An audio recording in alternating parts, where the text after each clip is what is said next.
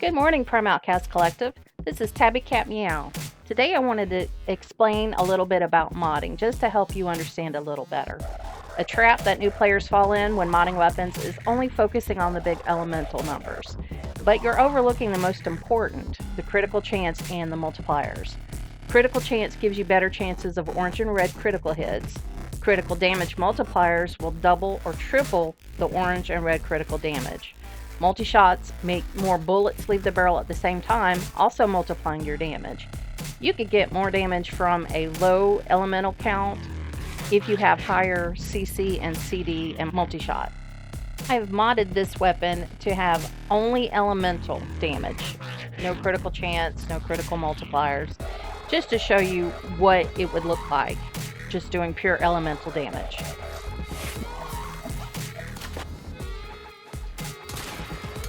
The numbers that are being displayed as I'm dispatching the enemies are not bad, but it can lull you into a false sense of you know what you're doing. You also need to factor in which enemies are affected by which elements. You can get lucky by using every element some of the time, but using too many of the elements creates elemental combinations that might not be favorable. Some players have builds specifically for each faction type. Some players use a more generalized build that includes viral, heat, slash, and impact that affects many factions. I've sped through showing this build for now. I'll show it later on in this video by adding each mod one by one. I used viral, added CC, CD, and multishot. You should notice a great improvement on my damage output.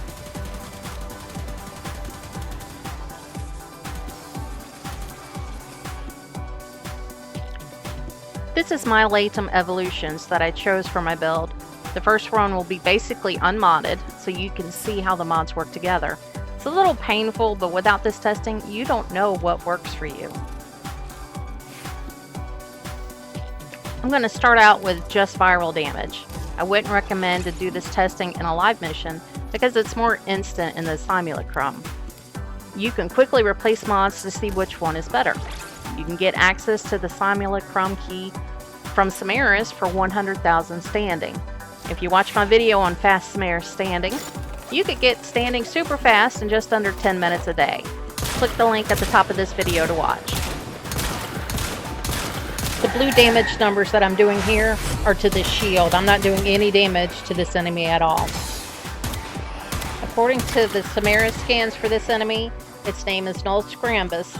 Its shield has a weakness to magnetism, cold, and impact, but I'm not doing enough damage in order to break through his shield yet. Once I get down to his flesh, the viral, toxin, and slash are going to be what harms it the most.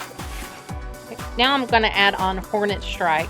This is going to increase my damage types by 220%. This will only affect the elemental, the impact, and the slash if you have any. This is where it starts to get a little easier to take enemies down. I'm still not putting out the damage I want, but I still have a lot of mod capacity left. I do feel like I'm on the right path though. I've spawned these enemies in the highest level that the simulacrum can manage. Your test levels might be different because it's based on your mastery level. The math is 5 times your rank plus 30. This time I'm adding Auger Pack, which will increase my damage by an additional 90%. Just like the last mod, only my damage types are going to be affected. The shields are being depleted faster since I've increased the damage. Now I can start getting numbers that are in the hundreds of thousands more easily. I know I can get even more damage because I haven't even added on multipliers or multishot yet. This round I'm adding Seeker mod to add 2.1 punch through. This mod determines how far the bullet can pass through an enemy or an object. The deeper the projectile penetrates, the more damage it does. This also means that if you have a mod such as Helios' Detect Vulnerability, you can shoot an enemy's weak spot Helios has already detected, even if they're standing directly behind cover, if you have a good enough punch through number. I'm getting higher damage numbers more often now, even though I'm only using 2 pretty low elemental mods.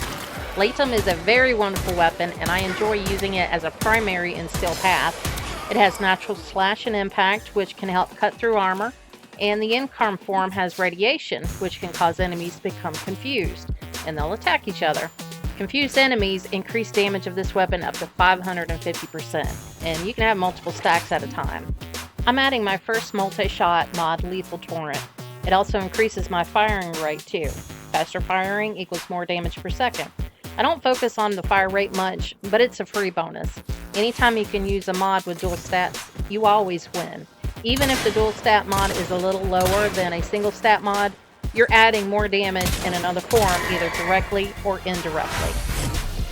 Another thing to remember is that you carry 3 weapons. You can mod them from general enemies or stronger Eximus and crowd control. Having different damage combinations on each weapon gives you a better advantage. I guess I was a little tired at this point because I meant to add galvanized crosshairs, which adds up to 120% critical chance with an additional 40% chance on headshots while aiming. Galvanized shot affects status chance, how often you see your damage types pop up next to the damage numbers, and I don't put a lot of stock in that. I'm still doing great amount of damage, but if I was in Still Path, I would notice the damage reduction it caused.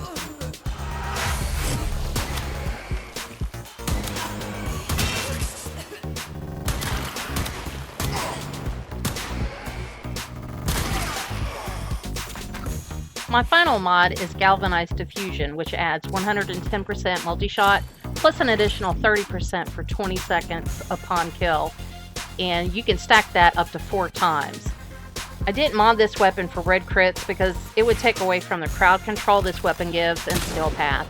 Galvanized Crosshairs does add to CC, but you won't see that in this video. Also, I'm not the greatest modder. I've tasked our Alliance leader Crow5716 to get his hand-cranked cinema camera out and start making us some talkies so we can learn from his wisdom on modding. I do understand the basics enough to help you understand that you shouldn't put all the elemental mods on and think it's the bee's knees.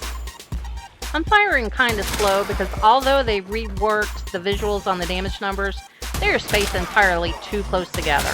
With the amount of multi-shot I'm using, one shot can give me up to 10 to 12 numbers, all piled up right on top of each other. Right here, I am letting loose.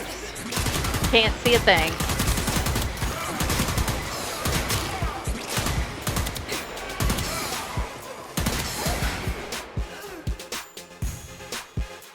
This is tabycatmeow, your Prime Outcast Alliance guide to everything you didn't know you wanted to know. I hope I helped you understand the very basics of modding for damage. I only used one of the over 500 weapons you can collect, and not all are modded the same way. Try a few of these tips and let me know if you feel more dangerous already in the comments. Good morning!